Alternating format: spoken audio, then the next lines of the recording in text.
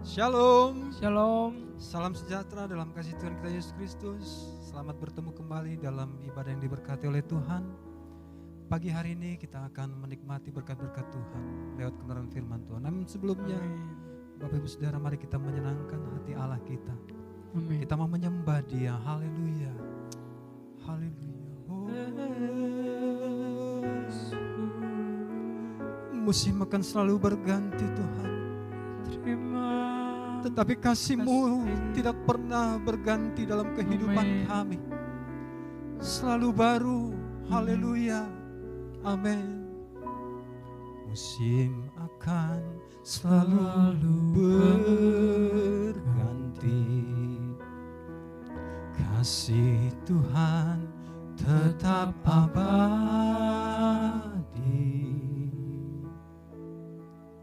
Tak akan berubah sampai selamanya.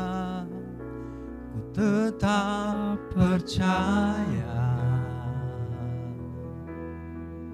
Ku yakin Tuhan memberkati. Ku yakin Tuhan melindungi. Burung di udara Tuhan pelihara karena kasih-Nya. Tuhan selalu menolongku, selalu menjagaku. Sehelai di rambutku tak akan terjatuh tanpa seizin-Mu. Tuhan selalu menolongku, selalu menjagaku. Dia mengenyangkanku dan peliharaku seumur hidupku. Benar Tuhan, Kau selalu menjaga kehidupan kami. Haleluya. Oh.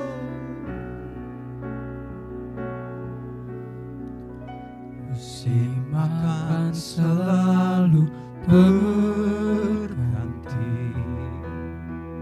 Kasih Tuhan tetap abadi. Tak akan berubah sampai selamanya. Ku tetap percaya. Ku yakin Tuhan memberkati. Ku yakin Tuhan melindungi. Burung di udara Tuhan pelihara karena kasih-Nya. Tuhan selalu menolongku,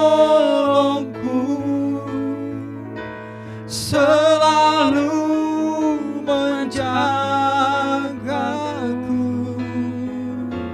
Sehelai di rambutku tak akan terjatuh tanpa seizin-Mu.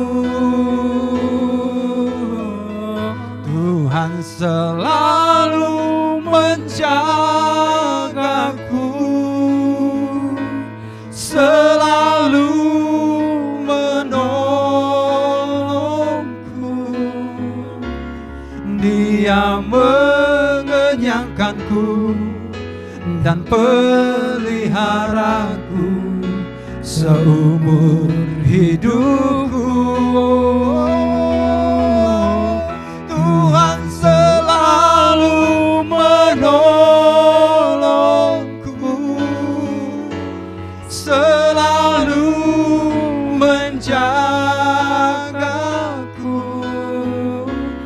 sehelai di rambutku tak akan terjatuh tanpa seizinmu.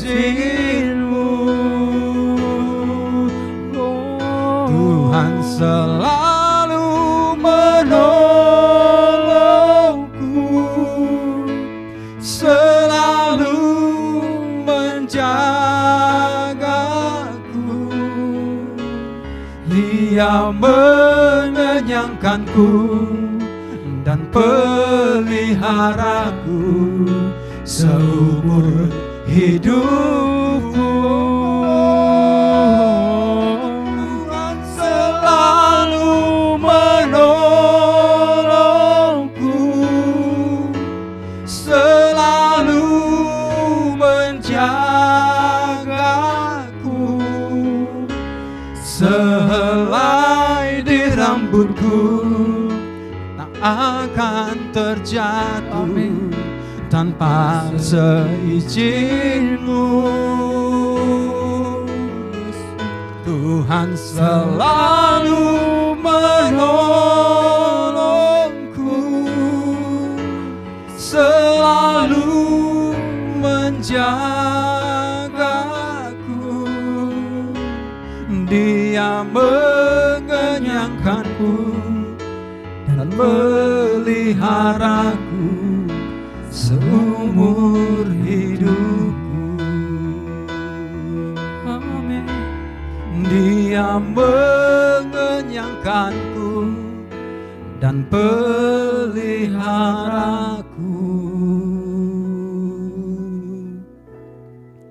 seumur hidupku.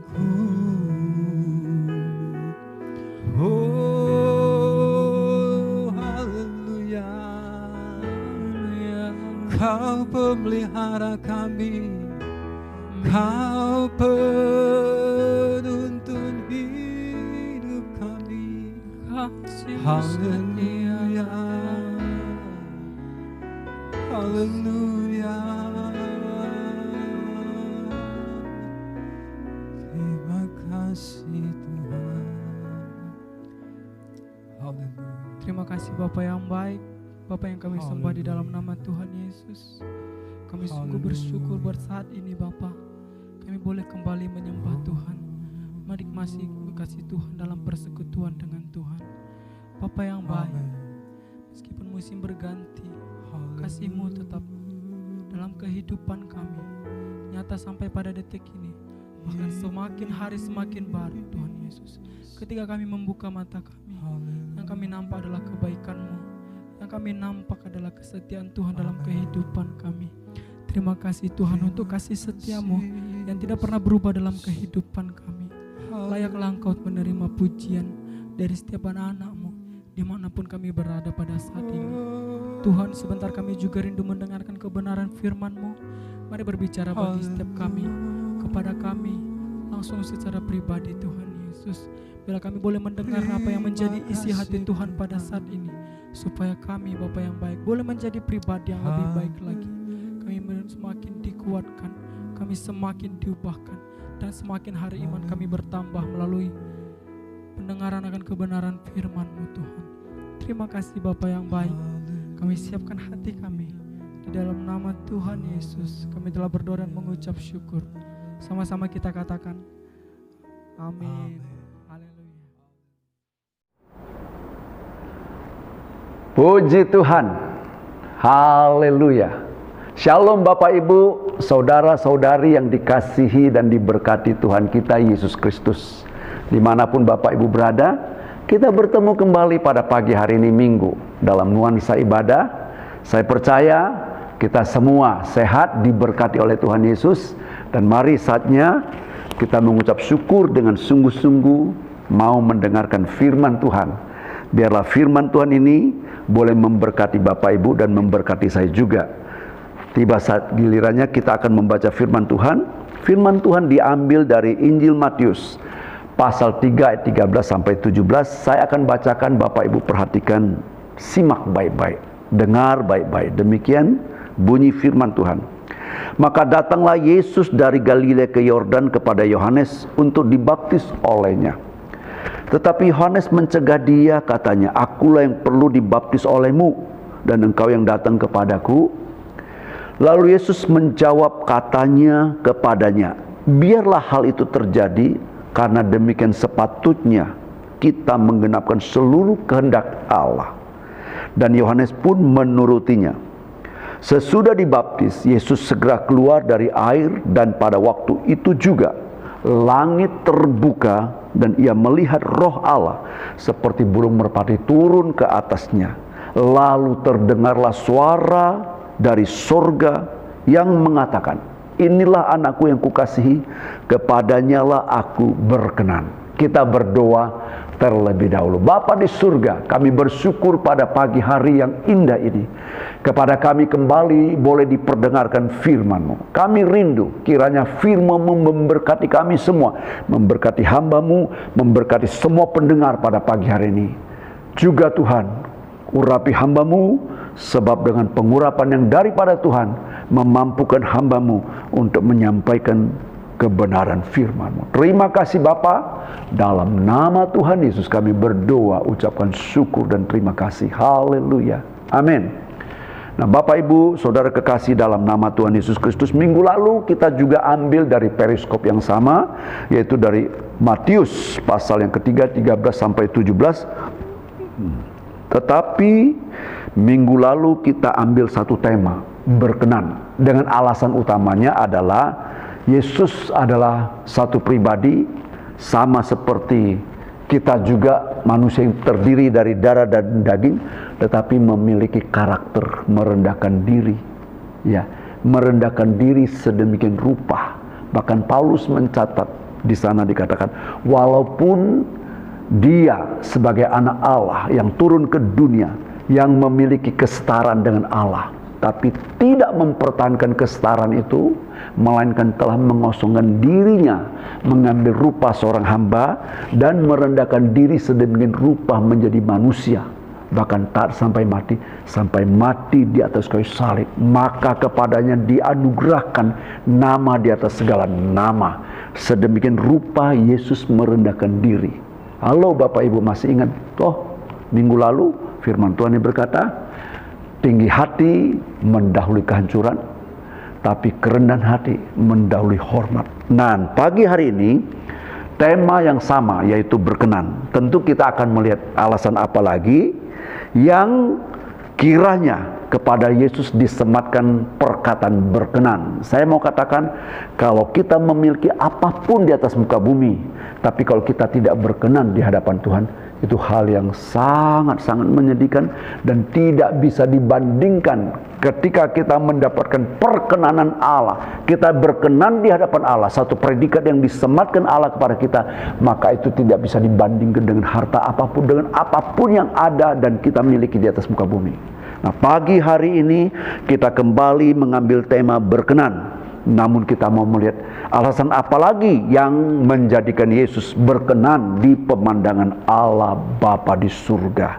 Dan kita tahu bahwa Yesus sebagai anak Allah, Allah yang berinkarnasi turun ke bumi menjadi manusia seperti kita dengan satu misi, yaitu membawa semua orang yang percaya, barang siapa yang percaya, membawa kita yang percaya untuk kembali kepada Bapa di surga. Sebagaimana yang Yesus sendiri katakan, "Akulah jalan kebenaran dan hidup, tidak ada seorang pun sampai kepada Bapa kalau tidak melalui aku." Itulah misi, kehendak Allah Bapa yang hendak dilakukan, yang hendak digenapi di atas muka bumi. Kita pun nantinya kalau terpanggil, Bapak Ibu semua tentunya terpanggil menjadi saksi Kristus. Tentu yang diminta dari kita adalah komitmen. Apakah kita mau laksanakan amanah ini? Apakah kita mau melaksanakan kesaksian ini dari awal sampai akhir hidup kita? Jadi pagi hari ini kita mau lihat ada satu hal yang membuat Yesus juga mendapatkan perkenanan Allah, yaitu komitmen dari awal sampai akhir hidupnya. Jadi saya mau katakan, komitmen itu adalah satu sikap hati yang serius, yang teguh dan serius untuk melaksanakan dan memenuhi janji berapapun harga dan apapun resikonya yang dihadapi sampai semua janji itu terlaksana dengan baik. Itulah arti daripada komitmen. Nah, kita baca di ayat 15. Di sana dikatakan, lalu Yesus menjawab katanya kepadanya, biarlah hal itu terjadi, karena demikianlah sepatutnya kita menggenapkan seluruh kehendak Allah. Pada waktu Yesus menjawab kesungkanan daripada Yohanes Pembaptis untuk melaksanakan baptisan terhadap Yesus, dia berkata, biarlah hal itu terjadi karena demikian sepatutnya kita menggenapkan seluruh kehendak Allah. Padahal pada waktu itu dia belum dalam posisi melaksanakan pekerjaan Allah Bapa yang kepada dia misi ini diembankan. Belum. Sekitar umur 30 tahun dia masih hidup di tengah-tengah keluarga ayah angkatnya, yaitu Yusuf, dalam keluarga Yusuf dan Maria.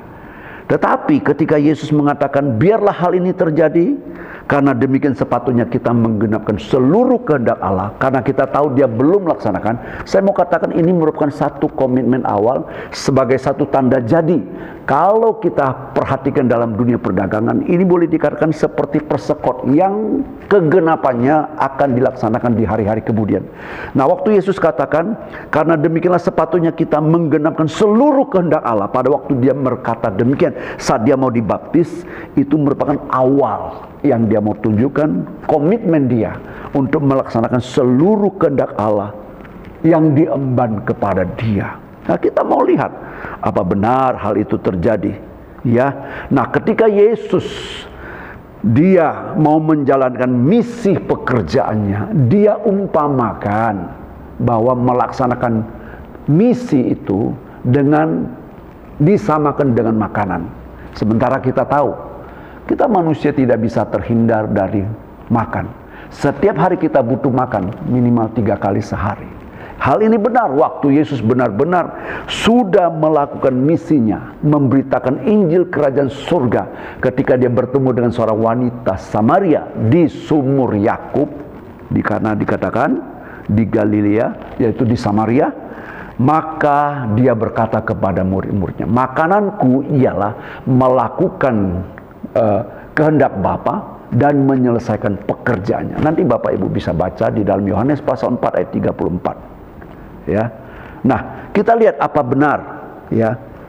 Pada waktu Yesus selesai dibaptis di Sungai Yordan oleh Yohanes Pembaptis, dia dipimpin oleh Roh masuk ke padang gurun, di sana dia dicobai oleh iblis.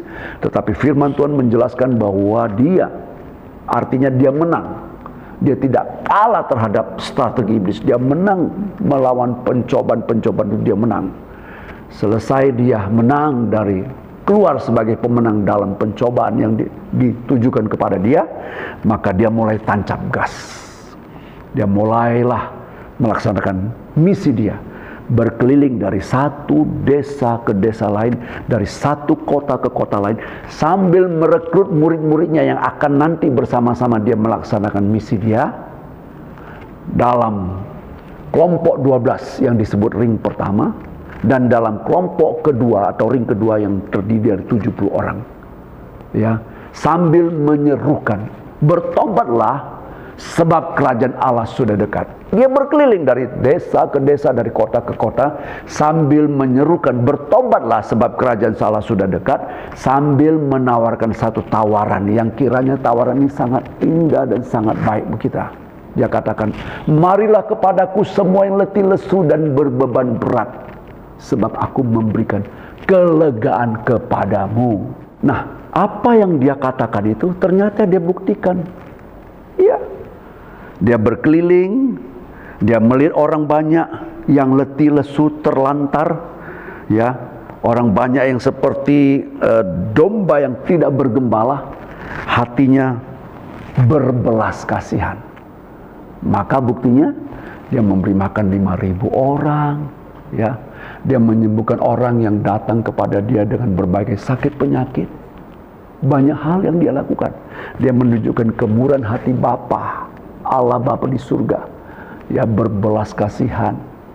Ya, dia juga ya banyak hal yang dilakukan, bahkan hal yang sangat spektakuler, yaitu membangkitkan Lazarus yang sudah mati 4 hari di dalam kubur. Apakah banyak rintangan ketika dia melaksanakan kehendak Bapa dia dan menyelesaikan pekerjaan? Banyak rintangan dan halangan dihadapi sedemikian rupa. Ketika dia membangkitkan Lazarus dari kuburan, bisa kita baca di dalam Yohanes pasal yang ke-11.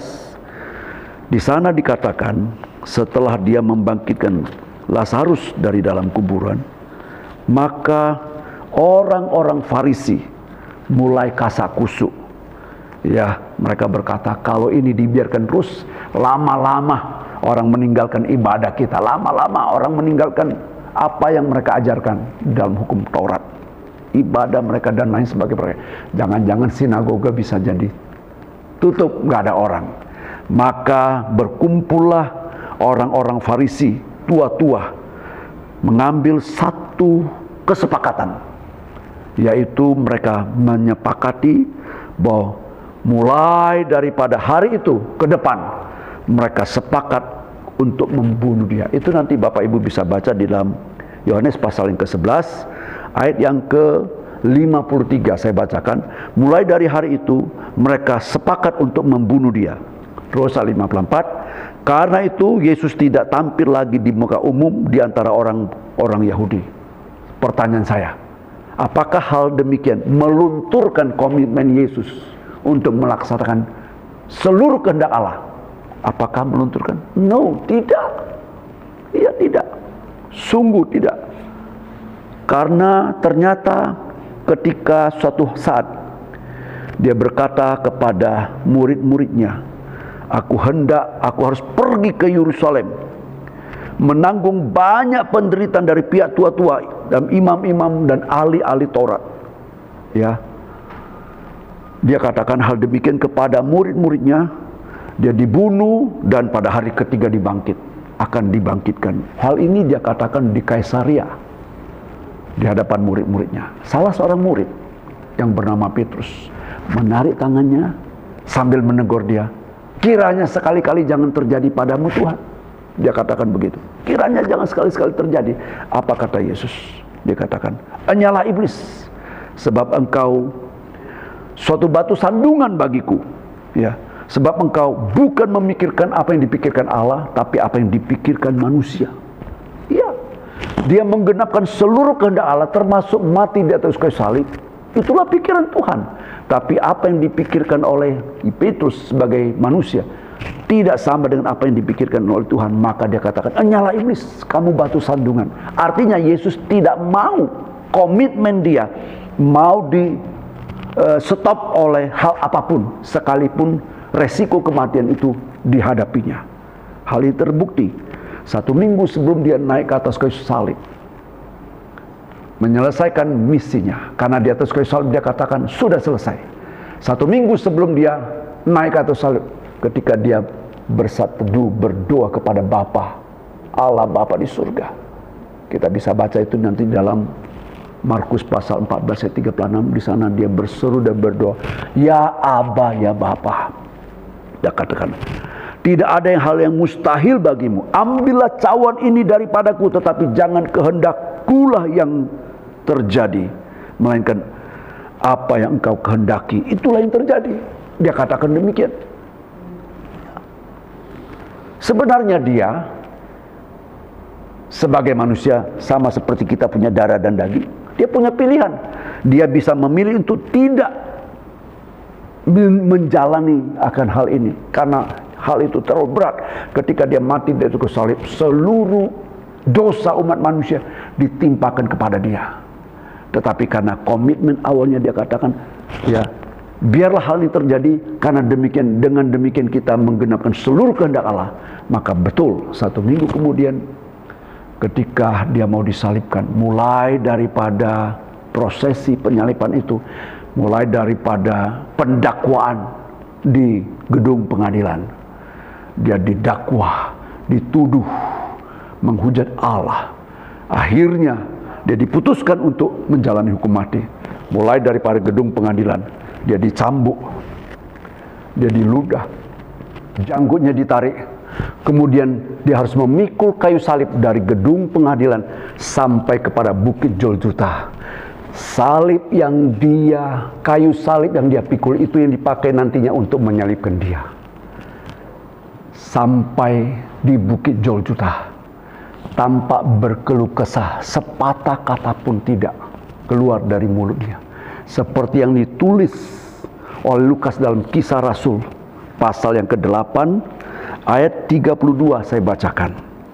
Seperti seekor domba ia dibawa ke pembantaian, dan seperti anak domba keluh di depan orang yang menggunting bulunya, demikian ia tidak membuka mulutnya.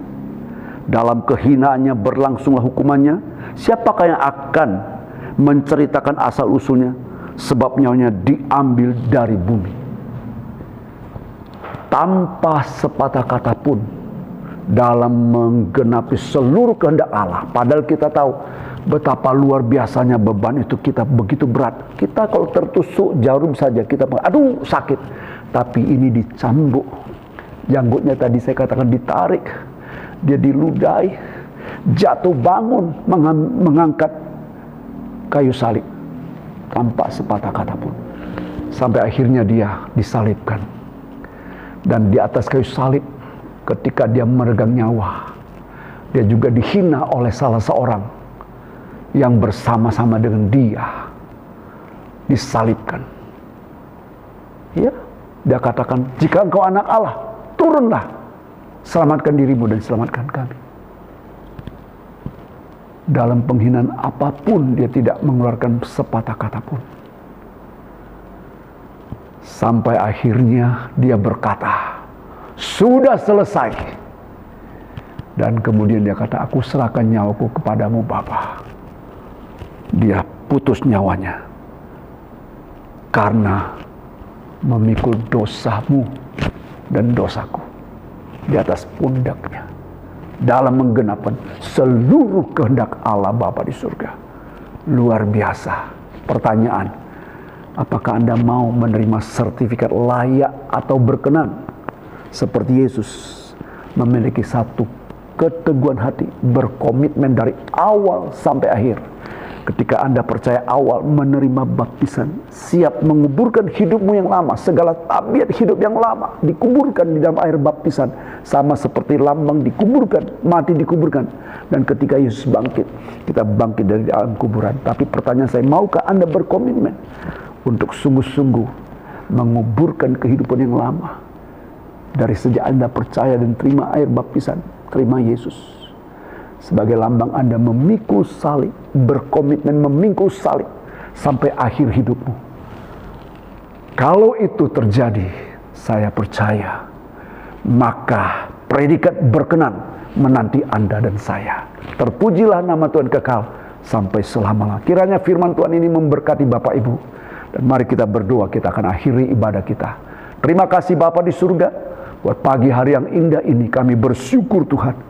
Kami rindu berkomitmen sama seperti Yesus sampai akhir hidup kami. Kiranya Tuhan tolong kami supaya seperti Yesus juga diberi kekuatan untuk dapat berkomitmen melaksanakan kehendak Bapa di surga dan menyelesaikan pekerjaannya. Demikian kami berkomitmen dari awal sampai akhir hidup kami, menguburkan kehidupan kami yang lama, pikul salib sampai pada akhir hidup kami.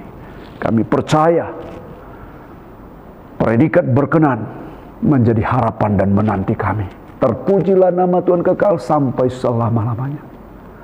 Akhirnya Bapak Ibu Saudara kekasih dalam nama Tuhan Yesus Kristus, terimalah anugerah daripada Allah Bapa di surga, cinta kasih sayang daripada Putra yang tunggal Tuhan Yesus Kristus, penyertaan penghiburan serta pengayoman Allah Roh Kudus menyertai kita mulai daripada pagi hari sampai Maranatha Tuhan Yesus datang kembali. Dalam nama Tuhan Yesus kami akhiri ibadah ini. Dan dalam nama Tuhan Yesus kami berdoa, ucapkan syukur dan terima kasih. Haleluya. Amin. Selamat pagi, selamat hari Minggu. Tuhan Yesus memberkati. Sampai bertemu minggu akan datang.